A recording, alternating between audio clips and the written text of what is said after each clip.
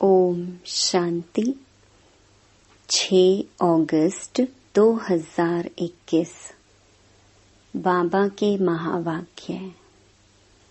मीठे बच्चे, रोज अपने आप से पूछो कि मैं आत्मा कितना शुद्ध बना हूँ। जितना शुद्ध बनेंगे उतना खुशी रहेगी। सेवा करने का उमंग आएगा। प्रश्न: हीरे जैसा श्रेष्ठ बनने का पुरुषार्थ क्या है? उत्तर: देही अभिमानी बनो। शरीर में जरा भी मोह न रहे। फिक्र से फारिग हो, एक बाबा की याद में रहो। यही श्रेष्ठ पुरुषार्थ हीरे जैसा बना देगा। अगर देह अभिमान है तो समझो अवस्था कच्ची है। बाबा से दूर हो, तुम्हें इस शरीर की संभाल भी करनी है, क्योंकि इस शरीर में रहते कर्मातीत अवस्था को पाना है। गीत: मुखड़ा देख ले प्राणी जरा दर्पण में। ओम शांति। बाप बच्चों को समझाते हैं कि जिसके योग बल से पाप कटते हैं उनको खुशी का पारा चढ़ जाता है। अपनी अवस्था को आपे ही बच्चे जान सकते हैं। जब अवस्था अच्छी होती है तो सर्विस का शौक बहुत अच्छा होता है। जितना जितना शुद्ध होते जाएंगे उतना औरों को भी शुद्ध अथवा योगी बनाने का उमंग आएगा, क्योंकि तुम राजयोगी व राज ऋषि हो। हठ योग ऋषि तत्व को भगवान मानते हैं। राजयोग ऋषि भगवान को बाप मानते हैं। तत्व को याद करने से उन्हों के कोई पाप नहीं कटते हैं। तत्व के साथ योग लगाने से कोई बल नहीं मिलता है। कोई भी धर्म वाले योग को जानते नहीं हैं। इसीलिए कोई भी सच्चा योगी बन वापस नहीं जा सकते। अभी तुम बच्चे अपनी अवस्था खुद भी जान सकते हो।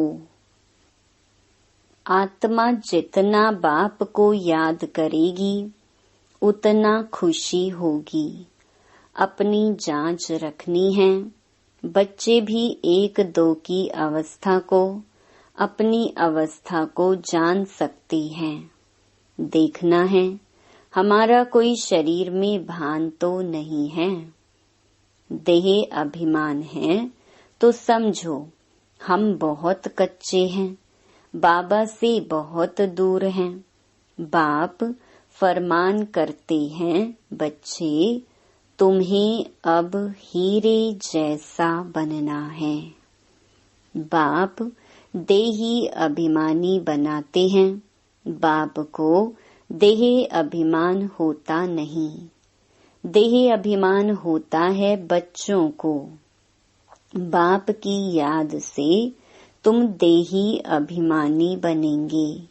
अपनी जांच करते रहो, हम कितना समय याद करते हैं। जितना याद करेंगे उतना खुशी का पारा चढ़ेगा और अपने को लायक बनाएंगे। ऐसे भी मत समझना कि कोई बच्चे कर्मातीत अवस्था को पहुंच गए हैं। नहीं, रेस चल रही है। रेस जब पूरी होगी तब फाइनल रिजल्ट होगी। फिर विनाश भी शुरू हो जाएगा। तब तक यह रिहर्सल होती रहेगी जब तक कर्मातीत अवस्था आ जाए। हम किसी की बुराई नहीं कर सकते, अंत में ही सबका पता पड़ेगा। अभी तो थोड़ा टाइम पड़ा है। यह दादा भी कहते हैं, मीठे बच्चे, अभी थोड़ा समय पड़ा है। इस समय एक भी कर्मातीत अवस्था को पा न सके। बीमारी आदि होती है, इसको कर्म भोग कहा जाता है। भोगना का और किसको पता नहीं पड़ता है। वह अंदर की पीड़ा होती है। अभी एक रस अवस्था किसी की बनी नहीं है। जितनी कोशिश करते हैं उतना विकल्प तूफान बहुत आते हैं। तो बच्चों को कितनी खुशी रहनी चाहिए। विश्व का मालिक बनना कोई कम बात है क्या। मनुष्य साहूकार हैं, बड़े बड़े बंगले हैं, तो खुशी रहती है क्योंकि सुख बहुत है। अभी भी तुम बाप से अथाह सुख लेते हो। जानते हो बाबा से हम राजाई लेंगे। शांति में इतना खुशी नहीं होती जितनी धन में खुशी होती है। सन्यासी घर बार छोड़ जाए जंगल में रहते थे। कभी पैसा हाथ में नहीं रखते थे, सिर्फ रोटी लेते थे। अभी तो कितने धनवान हो गए हैं। सबको पैसे की चिंता बहुत है। वास्तव में राजा को प्रजा का औना रहता है, इसलिए लड़ाई का सामान रखते हैं। सतयुग में तो लड़ाई आदि की बात होती नहीं। अभी तुम बच्चों को खुशी होती है। हम अपनी राजाई में जाते हैं। वहाँ डर की कोई बात नहीं होती, टैक्स आदि की बात नहीं। यह शरीर की फिक्रात यहाँ रहती है। गाया जाता है, फिकर से फारिग स्वामी। तुम जानते हो, फिकर से फारिग होने के लिए अभी हम इतना पुरुषार्थ करते हैं, फिर 21 जन्म लिए कोई फिक्रात नहीं रहेगी। बाबा को याद करने से तुम बहुत अडोल रहेंगे। रामायण की कथा भी तुम्हारे पर है। तुम ही महावीर बनते हो। आत्मा कहती है, हमको रावण हिला नहीं सकता। वह अवस्था पिछाड़ी को आएगी। अभी तो कोई भी हिल जाएंगे। फिक्रात रहेगी। जब विश्व में लड़ाई लगेगी तब समझेंगे अब टाइम आ गया है। जितना बाप को याद करने का पुरुषार्थ करेंगे उतना फायदा होगा। पुरुषार्थ करने का अभी ही समय है, फिर तो विनाश की धूमधाम होगी। अभी तो शरीर में भी मोह रहता है ना। बाबा खुद कहते हैं, शरीर की संभाल रखो। अंतिम शरीर है, इसमें ही पुरुषार्थ कर कर्मातीत अवस्था को पाना है। जीते रहेंगे, बाप को याद करते रहेंगे। बाप समझाते हैं, बच्चे जीते रहो। जितना जिएंगे उतना बाप को याद कर ऊंच वर्षा लेंगे। अभी तुम्हारी कमाई होती रहती है। शरीर को निरोगी तंदुरुस्त रखो। गफलत नहीं करनी है। खान पान की संभाल रखेंगे तो कुछ नहीं होगा। एक रस चलन से शरीर भी तंदुरुस्त रहेगा। यह अमूल्य तन है। इसमें पुरुषार्थ कर देवी देवता बनते हो तो बलिहारी इस समय की है। खुशी रहनी चाहिए। जितना बाप और वर्षे को याद करेंगे उतना नारायणी नशा चढ़ा रहेगा। बाप की याद से ही तुम ऊंचते ऊंच पद पाएंगे। देखना है हम कितना खुशी में, कितना फखुर में रहते हैं।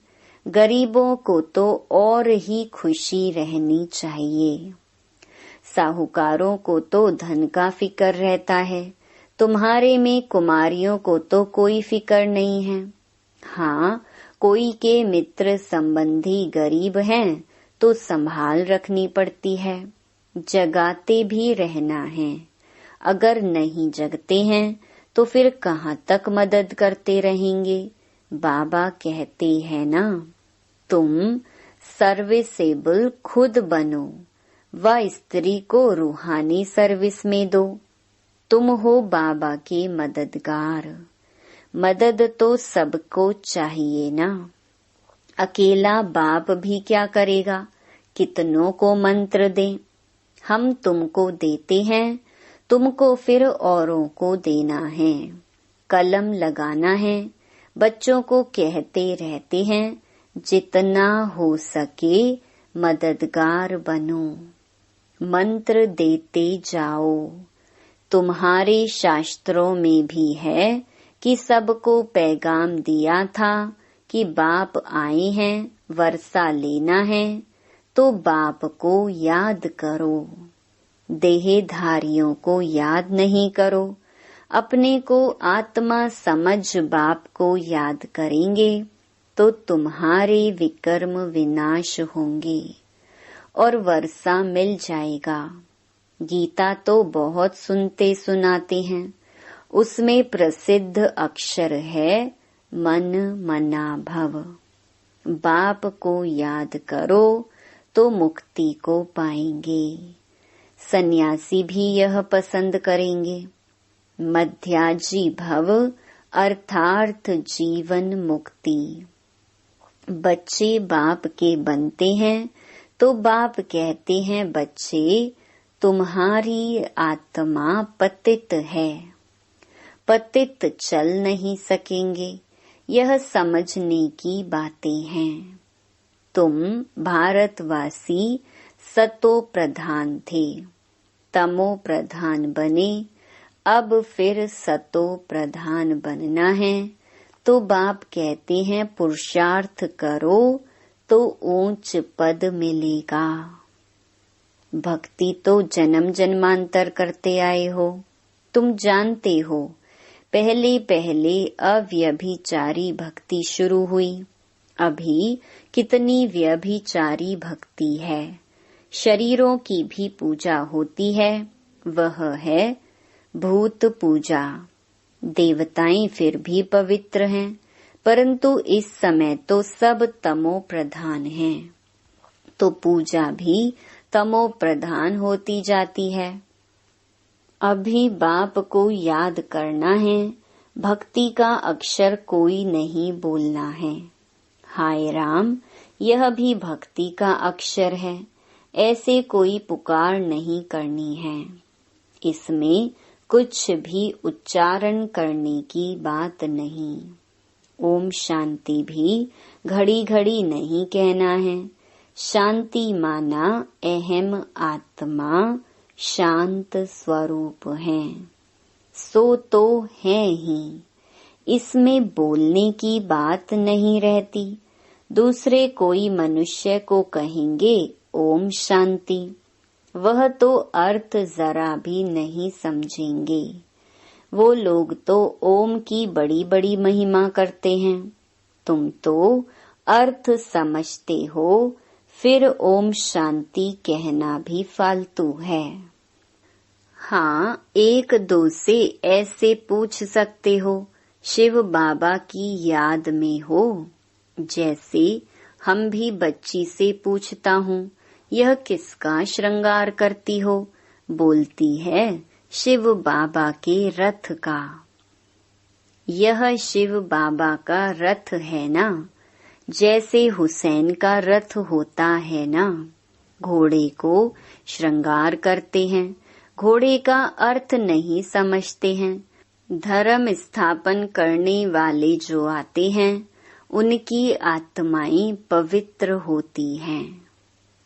पुरानी पतित आत्मा धर्म स्थापन कर न सके, तुम धर्म स्थापन नहीं करते हो, शिव बाबा तुम्हारे द्वारा करते हैं, तुमको पवित्र बनाते हैं। वो लोग भक्ति मार्ग में बहुत श्रृंगार आदि करते हैं, यहाँ श्रृंगार पसंद नहीं करते। बाप कितना निरहंकारी है, खुद कहते हैं हम बहुत जन्मों के अंत के भी अंत में आता हूँ। पहले सतयुग में होगा श्री नारायण, श्री लक्ष्मी से भी पहले श्री नारायण आएगा। वह तो बड़ा होगा ना, इसीलिए कृष्ण का नाम गाया हुआ है। नारायण से भी कृष्ण की महिमा जास्ती करते हैं, कृष्ण की ही जन्माष्टमी मनाते हैं, नारायण का बर्थडे नहीं मनाते। यह कोई नहीं जानते कि कृष्ण सो नारायण। नाम तो बचपन का ही चलेगा ना, फलाने ने जन्म लिया, उसका बर्थडे मनाते हैं, इसीलिए कृष्ण का ही मनाते हैं, नारायण का किसको पता नहीं। पहले पहले शिव जयंती, फिर है कृष्ण जयंती, फिर राम की। शिव के साथ गीता का भी जन्म होता है। शिव बाबा आते ही हैं बहुत जन्मों के अंत के जन्म में। बुजुर्ग अनुभवी रथ में ही आते हैं। कितना अच्छा समझाया हुआ है, तो भी किसकी बुद्धि में नहीं आता। बाप कहते यह ज्ञान प्रहलोप हो जाता है, जब मैं आकर सुनाऊं तब तुम भी सुना सकते हो। अभी तुम बच्चे जानते हो हम भविष्य में एक्यूरेट यह देवी देवता बनेंगे। बाबा ने 2-3 प्रकार के साक्षात्कार किए थे। यह बनूंगा, ताज वाला बनूंगा, पगड़ी वाला बनूंगा। 2-4 राजाई के जन्मों का साक्षात्कार किया था। अभी तुम समझ सकते हो इन बातों को दुनिया में और कोई समझ नहीं सकते। हाँ, इतना समझते हैं अच्छा कर्म करेंगे तो अच्छा जन्म मिलेगा। अभी तुम पुरुषार्थ ही भविष्य के लिए कर रहे हो, नर से नारायण बनने का।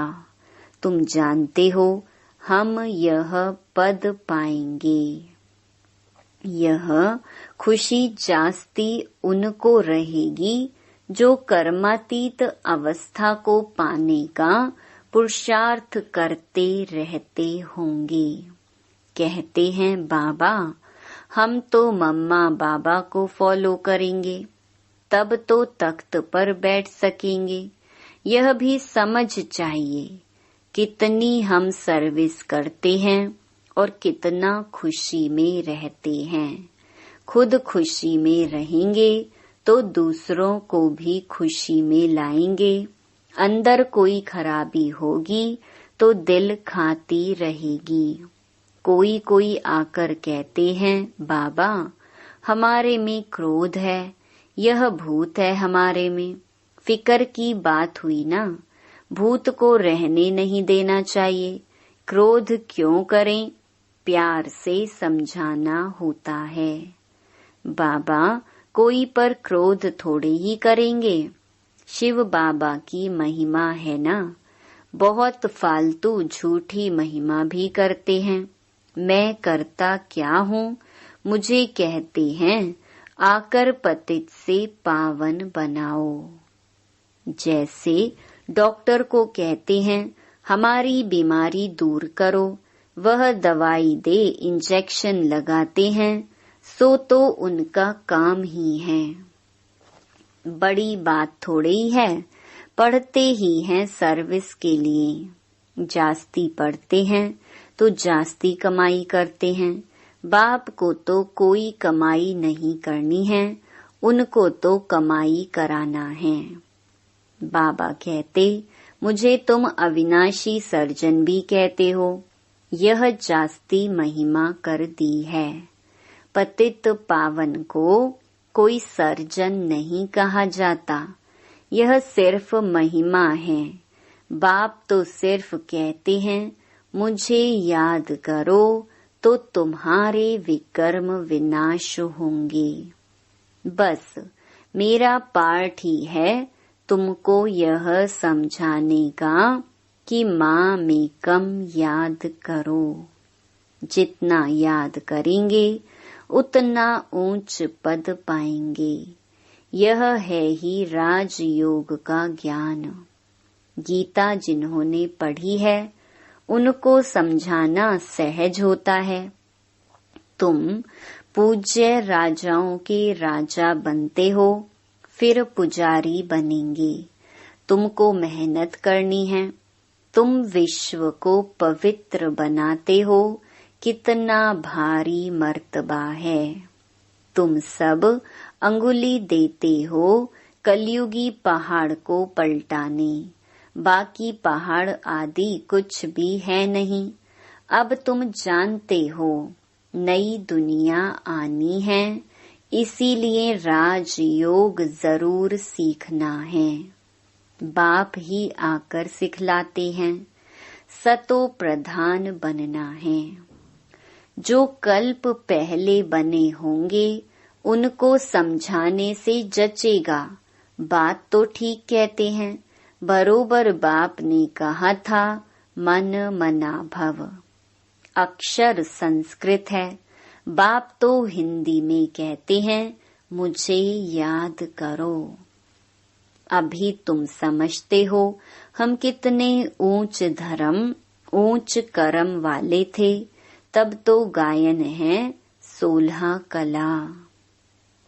अब फिर ऐसा बनना है, अपने को देखना है कहाँ तक हम सतो प्रधान बने हैं, पावन बनी हैं, कहाँ तक नरकवासियों को स्वर्गवासी बनाने की सेवा करते हैं। अच्छा, मीठे मीठे सिकिलधे बच्चों प्रति माता पिता बाप दादा का याद प्यार और गुड मॉर्निंग। रूहानी बाप की रूहानी बच्चों को नमस्ते। धारणा के लिए मुख्य सार। पहला, बाप समान निरहंकारी बनना है। इस शरीर की संभाल करते हुए शिव बाबा को याद करना है। रूहानी सर्विस में बाप का मददगार बनना है। दूसरा, अंदर में कोई भी भूत को रहने नहीं देना है। कभी किसी पर क्रोध नहीं करना है। सबसे बहुत प्यार से चलना है। माता पिता को फॉलो कर तख्त नशीन बनना है। वरदान। सहन शक्ति की विशेषता द्वारा दूसरे के संस्कारों को परिवर्तन करने वाले दृढ़ संकल्पधारी भव। जैसे ब्रह्मा बाप ने ज्ञानी और अज्ञानी आत्माओं द्वारा इंसल्ट सहन कर उसे परिवर्तन किया, तो फॉलो फादर करो। इसके लिए अपने संकल्पों में सिर्फ दृढ़ता को धारण करो। यह नहीं सोचो कि कहाँ तक होगा। सिर्फ थोड़ा पहले लगता है कैसे होगा, कहाँ तक सहन करेंगे। लेकिन अगर आपके लिए कोई कुछ बोलता भी है तो आप चुप रहो, सहन कर लो, तो वह भी बदल जाएगा। सिर्फ दिल शिकस्त नहीं बनो। स्लोगन, संगम पर सहन कर लेना, झुक जाना, यही सबसे बड़ी महानता है। ओम शांति।